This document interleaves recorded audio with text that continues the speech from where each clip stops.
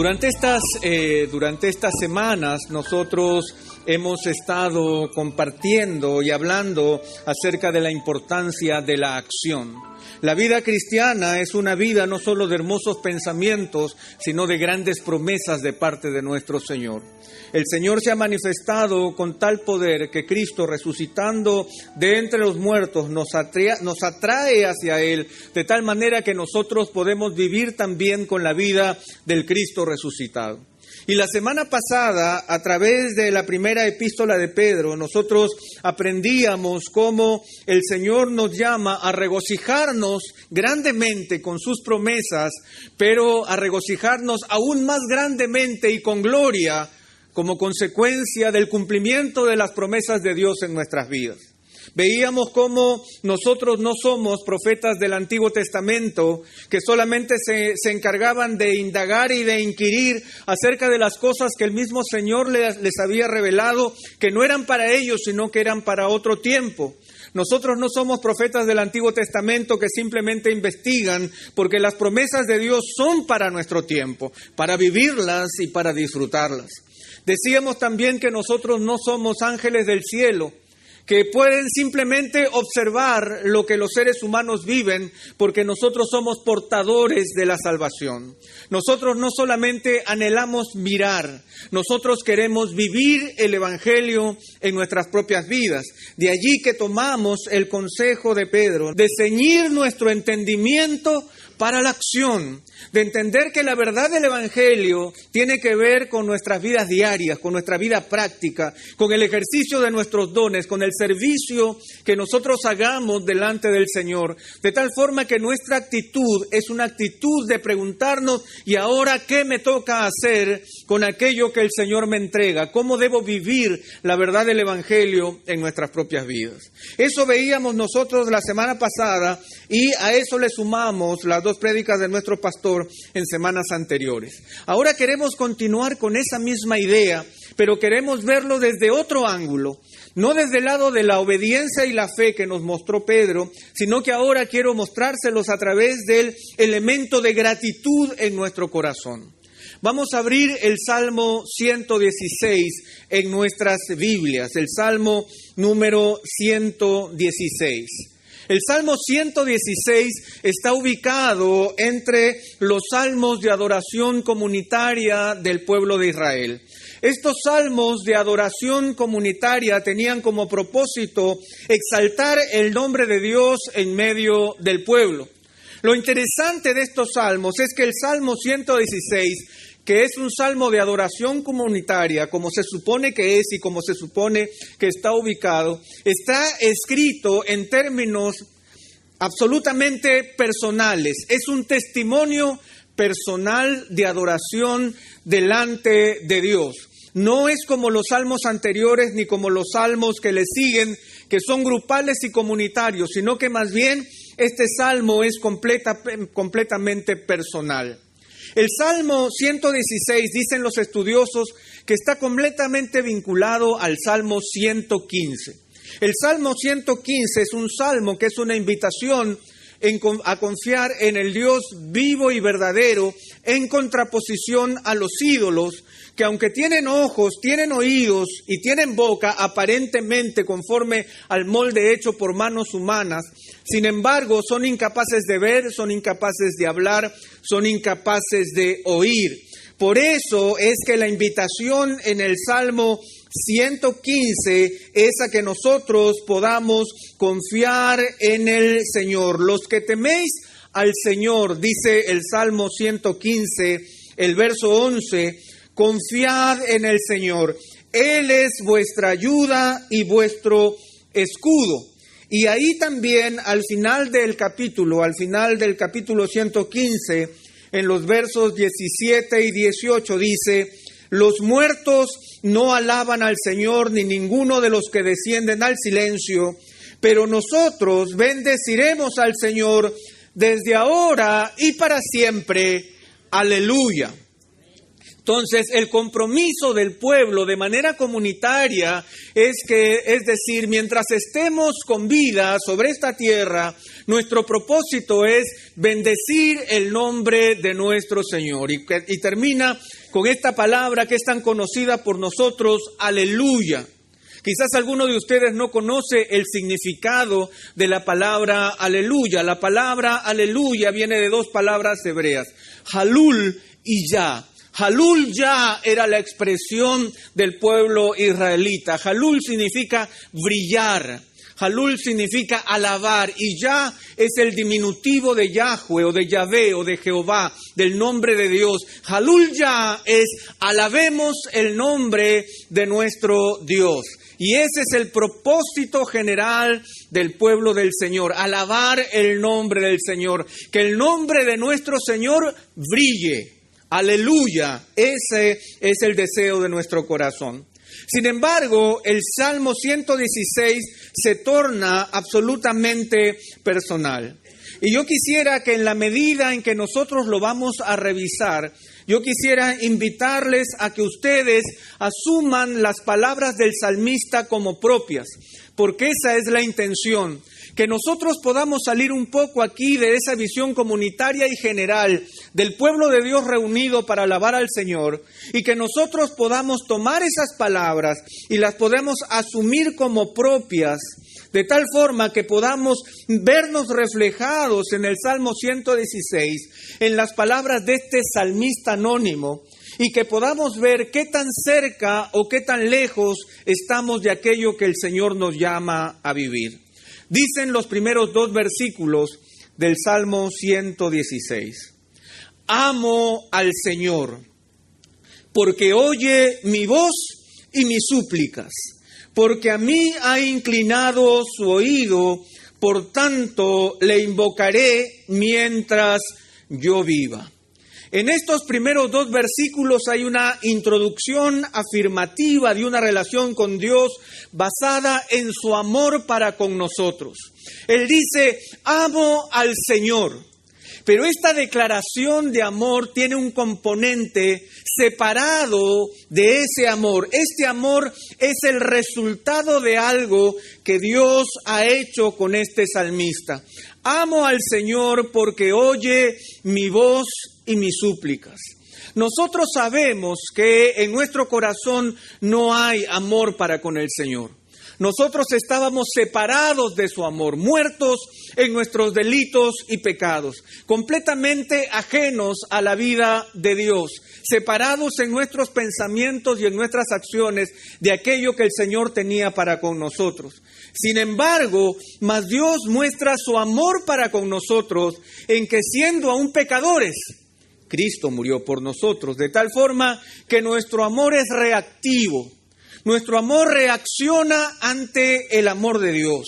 El apóstol Juan lo dice de una manera muy clara y muy evidente, así que yo les invito a que brevemente, sujetando la Biblia en el Salmo 116, nosotros podamos ver Primera de Juan, capítulo 4, el verso 10, en donde Juan dice con mucha claridad, en esto consiste el amor, no en que nosotros hayamos amado a Dios, sino que Él nos amó a nosotros y envió a su Hijo como propiciación por nuestros pecados. En esto consiste el amor, no en que nosotros hayamos amado a Dios, sino en que Él nos amó a nosotros. O sea, mi amor a Dios es consecuencia de su amor para conmigo, manifestado en Jesucristo. Y en el verso 19 del mismo capítulo 4 dice, nosotros amamos porque Él nos amó primero. Nosotros tenemos la capacidad de amar porque Él nos amó primero. Entonces, volviendo al Salmo 116, el salmista dice, amo al Señor porque oye mi voz y mis súplicas. Aquí hay un asunto interesante, es que el salmista dice, yo amo al Señor porque el Señor me oye, porque el Señor oye mi voz y también oye mis súplicas. A veces nosotros tenemos la idea de un Dios a quien amamos simplemente porque en momentos difíciles, en circunstancias complicadas de nuestra vida, Dios está atento a nosotros. Sin embargo, el amor de Dios para con nosotros se extiende aún más. Se extiende aún más porque el Señor simplemente oye mi voz. Oye mi voz cuando estoy conversando. Oye mi voz cuando estoy con mi familia. Oye mi voz cuando estoy solo conmigo mismo. El amor de Dios se manifiesta en que Dios está presente en todos los momentos de mi existencia. El Señor oye mi voz y oye también mis súplicas. Pero el Señor está atento a mí en todo momento. No es simplemente un bombero que llega en un momento determinado de mi vida, cuando mi casa está a punto de caer. No, el amor de Dios se manifiesta en que Él permanece conmigo siempre, oyendo mi voz, mis súplicas. Y no solamente eso, sino que Él tiene una actitud para conmigo. Dice el verso 2, porque a mí ha inclinado su oído. No es solamente que Dios estaba pasando cerca mío y en eso escuchó mi voz y prestó atención. Eso no dice el pasaje. El pasaje dice que el Señor está permanentemente oyendo mi voz. Él se ha inclinado a mí. Él ha tomado la actitud de escucharme, de escuchar mi voz, o sea, de estar interesado en lo que yo digo, más allá de mis necesidades, más allá de mis premuras, más allá de mis conflictos. Dios quiere oírme. Y el salmista dice que esto no es una experiencia en el pasado, no es algo sobrenatural, no es algo que pasó de repente, no es algo que sucedió en 1985, no es algo que me pasó hace 2 años atrás, es algo permanente en su vida. Amo al Señor porque siempre me oye. Amo al Señor porque está siempre allí. Ha inclinado su oído hacia mí. Por tanto, Él toma una decisión. Por tanto, yo le voy a invocar a Él mientras yo viva. O sea, esta presencia de Dios hace que el salmista tome una decisión, invocar el nombre de Dios. Ahora, nosotros no usamos a menudo la palabra invocar. Por ejemplo, yo no invoco a Fausto. Fausto, te invoco. Y Fausto viene. Nosotros no usamos la palabra invocar con los seres humanos. Lo usamos básicamente para con Dios. Pero ¿qué significa invocar? Literalmente la palabra invocar es llamar. Pero llamar con proclamación. Uno invoca cuando llama a alguien para proclamar lo que ese alguien es y para consultarle. Invocar no es solamente ese llamado simple de ven, sino es un llamado reverente a reconocer que el que viene con una respuesta a mi vida. Entonces, yo amo al Señor porque me oye siempre, porque escucha mis súplicas, porque se ha dispuesto a escucharme. Por lo tanto, yo le voy a llamar, le voy a proclamar y le voy a consultar mientras yo viva. Ahora, esta primera identificación con el salmista, yo quiero preguntarles, ¿ustedes tienen ese Dios? ¿Ustedes conocen al Dios que el salmista está mencionando? ¿Ustedes tienen ese mismo Dios que les oye?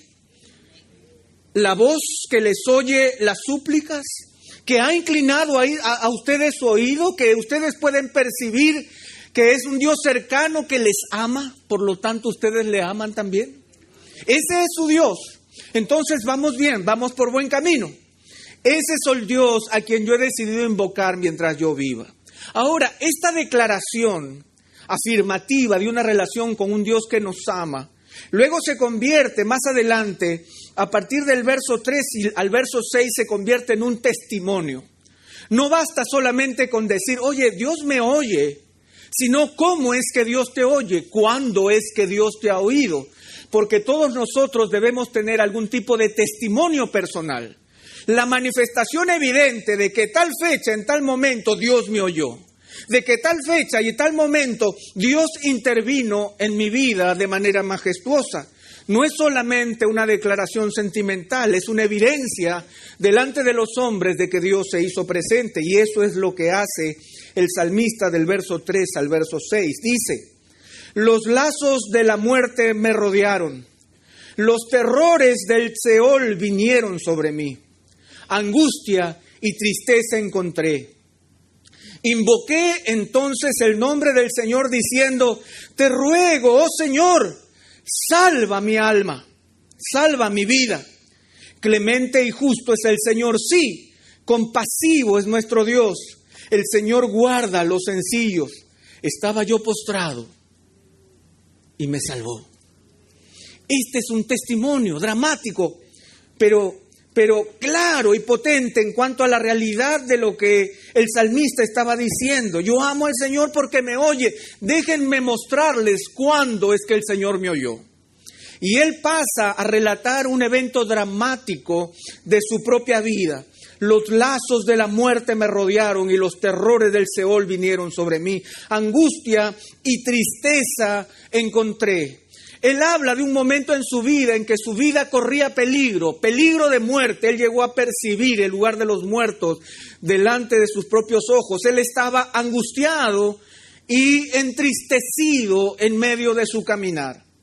Los estudiosos señalan que aquí hay una doble vivencia, que por un lado se trata de una vivencia personal de alguien que estuvo en un verdadero peligro de muerte por medio de una situación real, y por el otro lado tiene que ver con el hecho de que todo hombre y toda mujer separado de Dios está bajo el peligro de la muerte porque está muerto en sus delitos y pecados. Esa es entonces una realidad universal, la realidad universal de la tristeza y la angustia en la que nos encontrábamos cuando vivíamos sin Dios en este mundo. Los lazos de la muerte me rodearon y los terrores del Seol vinieron sobre mí.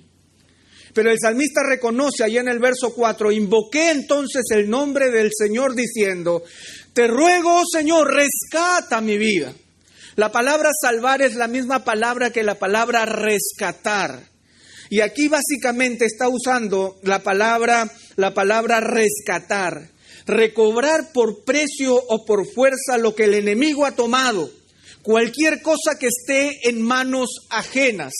El salmista se reconoce que al estar rodeado por la muerte, él estaba en manos ajenas, se había entregado al enemigo y por lo tanto le dice al Señor, en medio de su angustia, te ruego, oh Señor, rescata mi vida, paga el precio por mi salvación. Eso es lo que el salmista está pidiendo, recóbrame por precio o por fuerza de las manos del mismo enemigo. Y en el verso 5 y 6 nosotros encontramos esa respuesta. Si leemos el final del verso 6, él va a decir, estaba yo postrado y me salvó. Estaba yo postrado y me salvó. O sea, el momento en que el Señor lo viene a rescatar es un momento en que él estaba completamente imposibilitado de poder salvarse a sí mismo y lo único que tenía era ese grito de auxilio. Señor, rescátame. Lo interesante de esto, hermanos, es que quizás ustedes no lo notan, pero aquí hay una cosa muy singular. Ustedes notan que el capítulo entre el verso 4 y el verso 5 hay como un rompimiento de la frase, porque en realidad debería decir, si nosotros lo pensamos con cierta lógica humana, dice el verso 4, invoqué entonces el nombre del Señor diciendo, te ruego, oh Señor, salva mi vida. Estaba yo postrado y me salvó.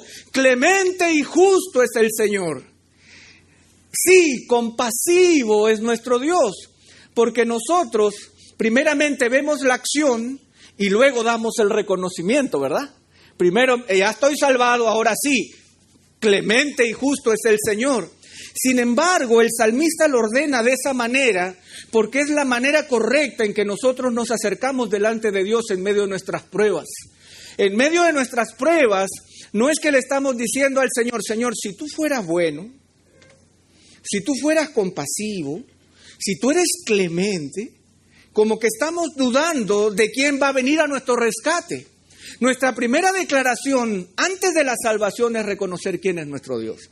Clemente es nuestro Dios y justo, compasivo es nuestro Dios que guarda a los sencillos. Estaba yo postrado y me salvó. Eso es lo que hace el salmista, reconocer el carácter de Dios, y por lo tanto él declara a través de los atributos que él reconoce en el Señor la grandeza de ese Dios. Clemente y justo. Clemente y justo son dos palabras que podríamos llamarlas que son sinónimas, porque clemente tiene que ver con alguien que es moderado al aplicar la justicia. Y justo es aquel que obra según la justicia. Por lo tanto, clemente y justo van de la mano. Podría haberse usado una sola de las palabras. Los estudiosos dicen con respecto a esto que podría tratarse de que el gran problema de ese hombre que estaba en los lazos de la muerte era producto de su propia injusticia. O sea, él se había metido en un lío producto de su propio pecado. O sea, estaba en los lazos de la muerte, en angustia y tristeza, producto de que él había quebrantado el mandamiento de Dios.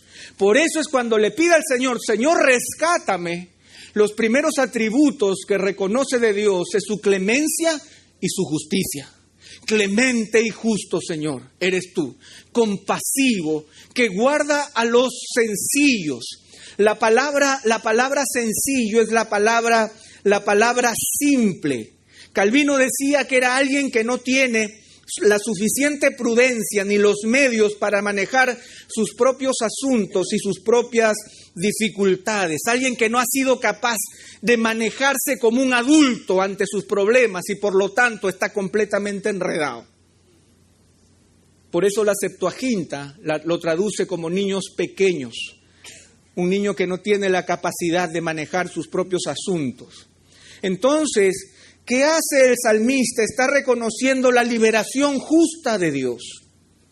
El momento en que el Señor interviene de manera soberana en medio de un asunto en que él mismo se ha visto encerrado y envuelto en angustia y en tristeza, pero descubre que el Señor, clemente y justo, compasivo es nuestro Dios, el Señor que guarda a los sencillos cuando él estaba postrado, lo salvó.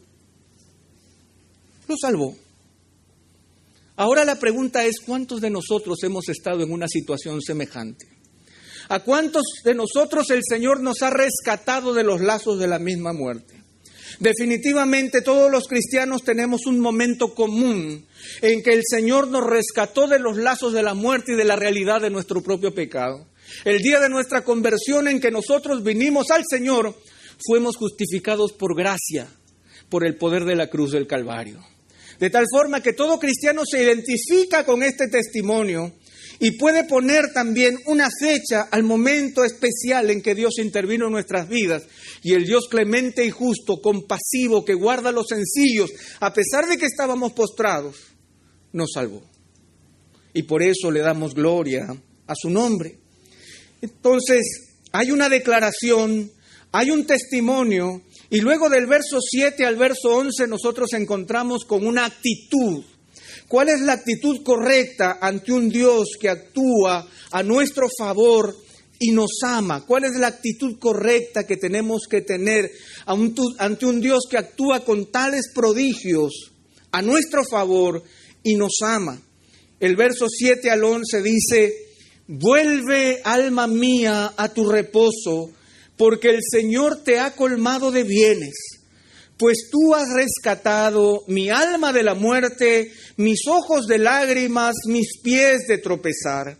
Andaré delante del Señor en la tierra de los vivientes. Yo creía, aun cuando decía, estoy muy afligido.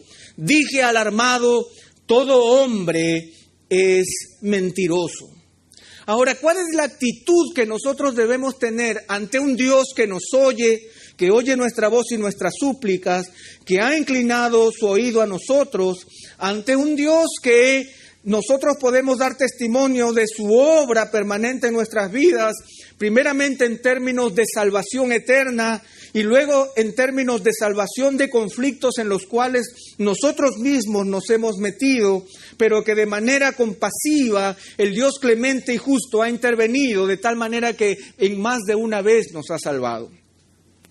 El salmista dice, llamándose la atención a sí mismo, arengándose a su propio corazón, Él le dice, vuelve alma mía a tu reposo, porque el Señor te ha colmado de bienes. No más angustias, no más tristezas. Alma mía, vuelve a tu reposo porque el Señor te ha colmado de favores. Esos favores deben orientar nuestra vida para que nosotros vivamos una vida de confianza en el Señor y no que sigamos viviendo angustiados ante los temores y las circunstancias que nos rodean. Él se llama la atención, un Dios de amor me invita a que yo viva rodeado por su amor. Un Dios que nos ampara bajo sus alas. Un Dios que por detrás y por delante nos rodea y sobre nosotros pone su mano. Un Dios que ha prometido estar con nosotros todos los días hasta el fin del mundo. Un Dios que ha prometido guardar nuestra vida en el secreto de su corazón. Reclama de nosotros que nuestra alma esté en reposo. Vuelve, alma mía, a tu reposo porque el Señor te ha colmado de favores. ¿Cuáles son esos favores? Pues los pasa a relatar de una manera sencilla en el verso 8 en 3 términos. Pues tú has rescatado. Nuevamente la palabra rescate. El Señor ha pagado el precio por nuestra liberación. ¿Qué ha rescatado en nuestra vida? Dice, tú has rescatado mi alma de la muerte, mis ojos de lágrimas y mis pies de tropezar. Tú has rescatado mi alma de la muerte, tú has pagado el precio por mi liberación espiritual. Yo estaba muerto en mis delitos y pecados, ahora vivo con la vida del Cristo resucitado. Tú has pagado el precio de mi salvación.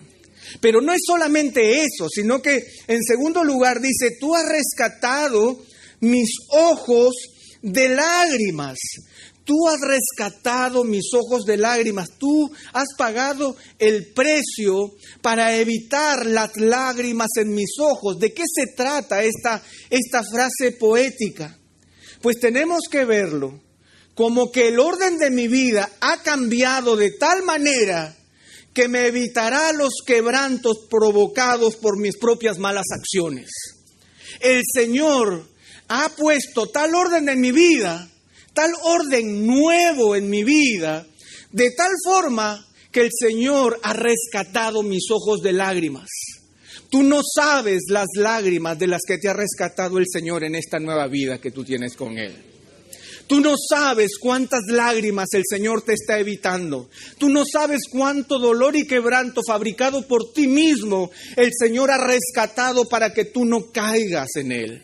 El Señor no solamente ha rescatado tu alma de la muerte, el Señor también ha pagado el precio por las lágrimas que ya no derramarás. Y eso es motivo de gratitud en mi corazón. Porque sin Él yo estaría hundido en mis delitos y pecados, dañado y haciendo daño. Pero el Señor me rescata de tal manera que Él paga el precio aún por las lágrimas que ya no lloraré. ¡Qué bendición! Pero no solamente es eso, sino que dice que los bienes, los favores que el Señor me ha dado, es el rescate de mi alma de la muerte, el rescate de mis ojos de lágrimas y el rescate de mis pies de resbalar o de tropezar. No solamente el Señor se ha encargado de evitarme las lágrimas en mi vida, sino que el Señor también me promete que Él ha pagado el rescate para poder salir de las tentaciones en las que yo me pueda meter. El Señor va a garantizar que mis pies no resbalen, porque el Señor ha pagado el precio, ha dado el rescate para que mis pies no caigan en tropezadero. Por eso el Señor promete en su palabra que juntamente con la tentación nos dará la salida. Por eso el Señor promete en su palabra que aquel que fue tentado en todo, pero sin pecado, tiene el poder para socorrernos cuando somos tentados. Esa es la promesa del Señor. Esos son los bienes, los favores que el Señor nos ha concedido. ¿Por qué amo al Señor? porque ha oído mi voz y mis súplicas, porque ha inclinado a mí su oído, porque me ha rescatado de los lazos de la muerte y ahora tengo una nueva actitud conforme a los nuevos bienes que el Señor me ha dado, porque Él ha rescatado mi alma de la muerte, mis ojos de lágrimas y mis pies de resbalar. Por lo tanto, sobre la base de esos bienes yo tengo que tener una actitud distinta. Ya que el Señor ha rescatado mi alma de la muerte, entonces el verso 9 dice, andaré delante del Señor en la tierra de los vivientes. Si el Señor ha rescatado mi alma de la muerte, entonces mientras yo viva, voy a andar delante del Señor en la tierra de los que viven. Voy a andar delante del Señor manteniéndome bajo la dirección y la presencia del Señor. Andaré delante de Él, andaré en su presencia, percibiré que Él está conmigo todos los días de mi vida, porque Él ha librado mi alma de la muerte. Si yo vivo, vivo para Él. Si yo vivo, vivo para Él. El Señor que ha rescatado mis ojos de lágrimas, pues en el verso 10 dice, yo creía, aun cuando decía, estoy muy afligido. El Señor que ha comprado y ha pagado por las lágrimas que yo no voy a derramar, sabe que yo igual soy débil, que yo igual me aflijo, yo igual me entristezco. Pero si yo creo que el Señor ha comprado mis lágrimas, entonces yo voy a creer en su promesa aun cuando esté afligido. Yo voy a mantenerme cerca a sus promesas, aun cuando sé que estoy afligido. Yo no le voy a negar al Señor que tengo momentos down en mi vida. Yo no le voy a negar al Señor que hay momentos en que parece que las puertas se cierran en mi cara. Yo no le voy a negar al Señor cuando otras personas me hacen daño. Pero yo tercamente voy a creer, porque el Señor me ha rescatado mis ojos de lágrimas. Y eso es lo que yo tengo que vivir delante del Señor y en su palabra. Y lo tercero dice que el Señor ha rescatado mis pies de tropezar. Y dice el verso 11, dije alarmado, todo hombre es mentiroso. ¿Cuál es la relación entre el rescate de mis pies de tropezar y esta afirmación que parece que saliera fuera de contexto? Dije alarmado, todo hombre es mentiroso. Al parecer el salmista está abriendo sus ojos y dice, hoy, ahora me doy cuenta que todo hombre miente. Eso es lo que está diciendo, todo hombre miente. Entonces, lo que debemos entender, hermanos, es que nuestra confianza no radica en las promesas que los hombres nos puedan hacer. No radica en las promesas que los hombres puedan establecer. Todo hombre miente porque es incapaz de cumplir las promesas que él mismo hace. Por lo tanto, si yo voy a descansar en alguien, voy a descansar en el Señor. Porque si no, mis pies van a tropezar cuando nuevamente deje de fijarme en las promesas de Dios y empiece a fijarme en las promesas que los hombres dan. Oh, dije alarmado, todo hombre miente. Todo hombre miente. Todo hombre es incapaz de poder cumplir sus promesas. Hermanos, hasta este momento es una gran declaración. La gran declaración en la que nosotros debemos sentirnos identificados. Sentirnos identificados con un Dios presente. Sentirnos identificados con un Dios actuante. Y sentirnos identificados con un Dios que cambia nuestra manera de vivir. Esas tres cosas son motivo de gratitud delante de nuestro Dios. Y esa es la gratitud que nosotros permanentemente mostramos al Señor. Damos testimonio de su obrar, damos testimonio de su presencia, damos testimonio de su gracia, de su compasión, de su liberación, de su redención en Jesucristo, de su intervención soberana en nuestras vidas. Pero el salmista no se queda allí, y a veces como iglesia nos quedamos allí. Hasta este punto llegamos en nuestro crecimiento espiritual. Sin embargo, el salmista continúa. Y en esto que continúa es donde él se convierte en un siervo de Dios. Él dice a partir del verso 12 hasta el verso 15, él dice, ¿qué daré al Señor por todos sus beneficios para conmigo? ¿Qué daré al Señor por todos sus beneficios para conmigo? Alzaré la copa de la salvación e invocaré el nombre del Señor. Cumpliré mis votos al Señor, sí, en presencia de todo su pueblo. Estimada a los ojos del Señor es la muerte de sus santos. Hermanos, Nosotros nos hemos hecho esa pregunta. Nosotros que hemos dicho amén y hemos aplaudido la intervención de Dios porque creemos que es así, porque sucede en nuestra vida, nos hemos hecho la pregunta del salmista del verso 12, ¿qué daré al Señor por todos sus beneficios para conmigo? No nos equivoquemos, no estamos negando que la salvación no es por obras, porque el salmista no está diciendo, ¿qué daré al Señor para obtener todos sus beneficios? Él está diciendo, ¿qué daré al Señor por todos los beneficios que ya recibí? Que ya recibí. O sea, estamos hablando de gratitud. Una gratitud que sale de un corazón que reconoce que el Señor le ha entregado todo por pura gracia. Que le oye, que lo liberta, que le cambia la actitud, que lo llena de bienes y favores. Entonces la pregunta natural de un verdadero corazón agradecido es, ¿qué daré al Señor por todos los beneficios para conmigo? Esa es la pregunta que nosotros debemos hacernos. Es la misma relación con el ceñir nuestro entendimiento para la acción. ¿Qué hacer con todo esto, aquello que el Señor me regala? Vívelo. Y ahora que tienes todo esto, ¿qué debes hacer con la gratitud de tu corazón? Extiéndela en generosidad. ¿Qué daré al Señor por todos los beneficios para conmigo?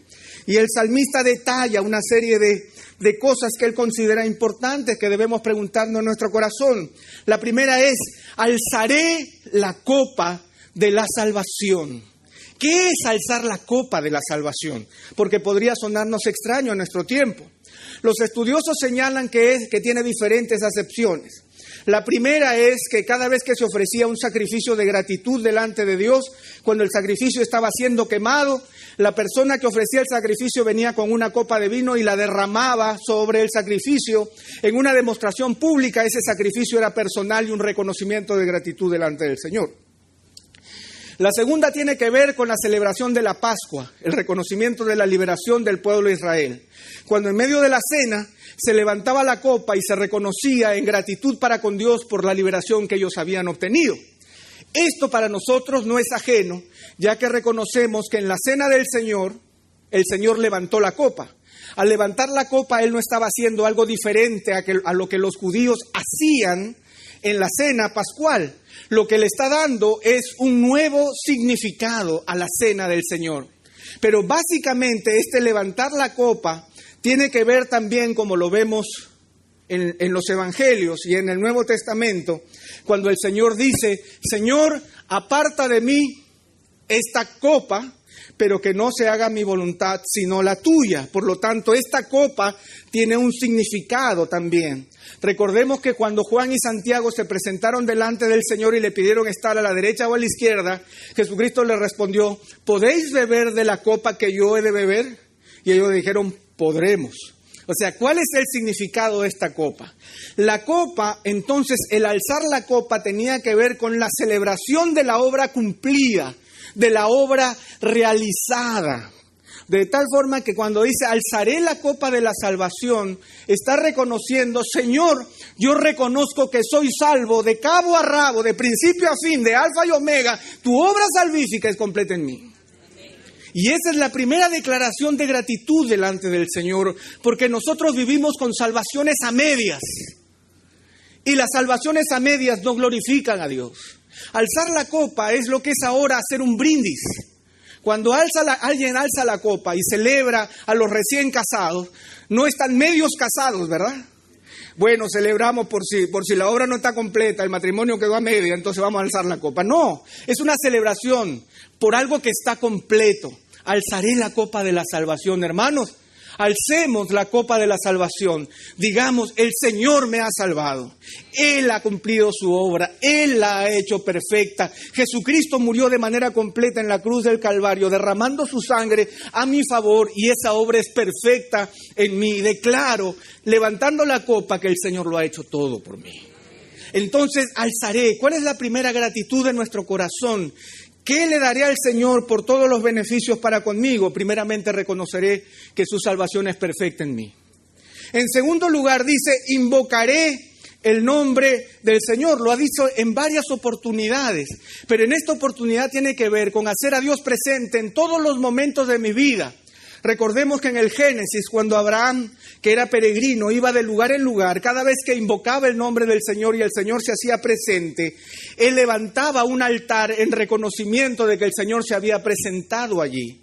Una persona agradecida con el Señor invoca al Señor en todo lugar. Una persona salva reconoce al Señor en su trabajo, en sus negocios, en su oficina, en sus relaciones familiares, mientras come con la familia, mientras está solas, invoca el nombre del Señor porque lo quiere presente en todos los momentos de su vida. Eso es invocar el nombre del Señor. La primera muestra, la segunda muestra de nuestra gratitud para con Dios es cuando nosotros estamos dispuestos a levantar el nombre del Señor, a llamarlo, a proclamarlo y a consultarlo en todas las esferas y en todas las áreas de nuestra vida, porque no hay área ni esfera de nuestra vida donde el Señor no sea Rey. Él tiene algo que decir en tus negocios, Él tiene algo que decir de tus cuentas bancarias, Él tiene algo que decirte en cuanto a tus relaciones familiares, tus relaciones personales y aún la voz que tú tienes para contigo mismo, invoca el nombre de Dios. Pero no solamente termina allí, sino que dice el verso 14, cumpliré mis votos al Señor, sí, en presencia de todo su pueblo. Cumpliré mis votos al Señor. Los votos tienen que ver con ofrendas de gratitud a Dios que salen de un corazón agradecido y que responde a las necesidades de su pueblo. Los votos tienen que ver con la manifestación pública de gratitud delante de Dios. La pregunta es, ¿dónde están tus votos cumplidos delante del pueblo? ¿Dónde está tu servicio? ¿Dónde está tu entrega? ¿Qué es lo que estás haciendo tú en reconocimiento de todo lo que el Señor ha hecho por ti? Si el Señor ha hecho poco, pues olvidémonos del asunto, pero si el Señor ha hecho mucho, ¿dónde están los votos que has cumplido delante del pueblo de Dios? Cumpliré mis votos al Señor. Y miren ustedes cómo el salmista mismo se arenga. Sí, cumpliré mis votos al Señor, sí, en presencia de todo su pueblo. Porque a veces tú podrías decir, no, pero yo lo hago íntimamente. El Señor sabe. Yo doy ofrenda por ahí que nadie ve. Yo hago cosas cuando estoy en la calle. Con los niños que limpian las lunas, le doy un versículo. Pero nadie sabe porque yo soy muy humilde. Pero aquí el pasaje dice, cumpliré mis votos al Señor. Y luego se queda pensando el salmista y dice, sí, en presencia de todo el pueblo. Porque mi Dios merece que el pueblo sepa lo agradecido que estoy. Mi pueblo, el pueblo de Dios, necesita ver a los hombres y mujeres agradecidos, que no solamente agradecen escuchar la palabra, sino que se disponen a servir al Señor. Y el verso 15, hermanos, podría parecer que está fuera de contexto, que con un añadido el verso 15. Dice, estimada a los ojos del Señor es la muerte de sus santos. ¿Qué tiene que ver con todas estas ofertas, ¿no es cierto?, apasionadas? ¿Y qué tiene que ver este verso allí? Pues hermanos, lo que el salmista en medio de su reflexión está diciendo es que la muerte no es algo ni casual ni trágico. A veces nosotros vivimos perseguidos por la muerte, tratando de hacer la vida. Mira que tengo que ahorrar, mira que tengo que trabajar mucho, mira que tengo que hacer esto, mira que tengo que hacer lo otro, porque la muerte. O sea, nosotros vivimos coqueteados por la muerte. Pero el Señor está a través del salmista diciendo, señores, la muerte no es algo casual, no es algo trágico, es algo que Dios valora. El Señor valora nuestra muerte de tal manera que el Señor nos va a llamar con amor cuando Él lo quiera, pero que eso no sea un obstáculo para cumplirle mis votos al Señor. Estimada es a los ojos del Señor la muerte de sus santos. Nosotros estamos aquí no persiguiendo la muerte, porque la muerte ya ha sido pagada por precio por nuestro Señor Jesucristo. Mientras estemos aquí, vivamos para el Señor. Porque estimada es a los ojos del Señor la muerte de sus santos. Cuando ese día llegue, será un día glorioso. Pero mientras ese día llega, cumplamos nuestros votos al Señor. Terminamos, hermano. La pregunta de esta mañana es, ¿qué daré al Señor por todos sus beneficios para conmigo? El salmista termina del verso 16 al 19 haciendo un reconocimiento por fin de lo que Él es delante de Dios. Él no es un príncipe, no es un profeta, no es un ángel del cielo, sino que Él llega a una conclusión, a la conclusión a la que debe llegar todo corazón agradecido que ha recibido los beneficios de Dios.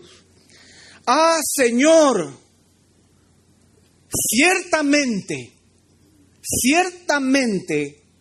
yo soy tu siervo tuyo soy, hijo de tu sierva, tú desataste mis ataduras.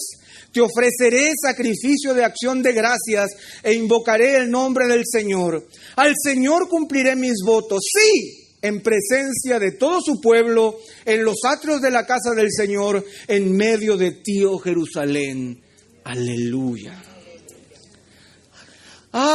Señor, como que su corazón se carga de gratitud y dice, Señor, ciertamente, o sea, de todas maneras, en conclusión, yo soy tu siervo. Y cuando Él dice, soy tu siervo tuyo soy, lo que está haciendo es un énfasis que en hebreo indica la profundidad de la declaración que Él está haciendo. Yo soy tu siervazo. Yo soy tu esclavo sotazo, hiper, ultra, archi, X, esclavo tuyo. Yo soy, o sea, ciertamente, yo soy un esclavote tuyo, Señor. Yo soy, Señor, esclavo. Pero no solamente dice eso, yo soy tu siervo tuyo soy, sino que Él dice, soy hijo de tu sierva. Hijo de tu sierva tiene que ver con que Él nació en la esclavitud. Al nacer en la esclavitud, eso refuerza su esclavitud, porque habían esclavos que nacían como consecuencia de una pérdida en la guerra y por lo tanto se lo llevan de esclavo. O una deuda mal no pagada y se convertía en esclavo. Pero Él está diciendo, yo no soy esclavo tuyo producto de las circunstancias. Yo soy un esclavo tuyo por lo que tú has hecho por mí. Señor, yo soy un esclavo tuyo, esclavo tuyo soy. Sí, Señor, soy tu esclavo, ciertamente soy tu siervo, hijo de tu sierva. Pero lo precioso, hermanos, es lo que ustedes no han visto todavía. Porque dice allí el final del verso 16, tú desataste mis ataduras. O sea, yo no soy esclavo enmarrocado, yo no tengo cadenas. Tú me liberaste, yo soy siervo, pero un siervo libre. Estoy contigo porque yo quiero, estoy contigo por gratitud, estoy contigo, Señor, porque tú me has recibido y no quieres que me vaya. Por eso soy tu siervo. Soy tu siervo porque no haya nada que me obligue. Soy tu siervo por amor. Tú desataste mis ataduras, pero yo soy tu esclavazotazo, porque me quedo contigo y gracias, Señor, por dejarme en tu casa. Por eso es que esa declaración, hermanos, llama a nuestro corazón a que si tenemos un corazón agradecido por Dios, por su palabra, por lo que Él nos dice, por sus milagros transformados, lo único que nos queda es preguntarnos, ¿qué daré al Señor por todos sus beneficios para conmigo? Por eso Él dice, del verso 17 al 19, te ofreceré sacrificios de acción de gracias. Son sacrificios de acción de gracias, de un corazón agradecido, de un Dios que va delante nuestro. E invocaré el nombre del Señor, te haré presente en toda mi vida. Al Señor cumpliré mis votos. Y nuevamente dice, sí, o sea, cuidado, nada de secretito, que no, que yo lo hago por mi cuenta, que yo soy un siervo oscuro. A mí no me gusta hacer del no. Sí, cumpliré mis votos en presencia de todo su pueblo, o sea, delante de todas las personas. Pero Él añade, en los atrios de la casa del Señor, o sea, en el templo de Jerusalén, lo que sería para nosotros la iglesia. La iglesia necesita personas agradecidas que respondan en servicio la gratitud que tienen para con Dios. Estamos carentes de maestros, estamos carentes de siervos, estamos carentes de gente que vaya a los hospitales, que vayan a las cárceles. No hay corazones agradecidos y tenemos que responder. En los atrios de la casa del Señor tenemos que responder. Y en medio de ti, oh Jerusalén, en medio de toda la ciudad, tenemos que ser siervos de Dios, que respondan con gratitud por aquello que el Señor hace por nosotros. Respondamos a la pregunta, ¿qué daré al Señor por todos sus beneficios para conmigo? Integridad y Sabiduría es una producción que llega hasta ustedes gracias a los aportes de individuos y empresas comprometidos con la defensa de la fe. Para más información, preguntas y comentarios, visite nuestra página de internet www.integridadysabiduría.org. En esta página encontrará información sobre la producción de este y otros recursos que ponemos a su disposición, como también las formas en las que usted puede contribuir con la producción de programas como estos. Les invitamos nuevamente a visitar nuestra página de internet www.integridadysabiduría.org. Será hasta la próxima, cuando nos reencontremos con Integridad y Sabiduría.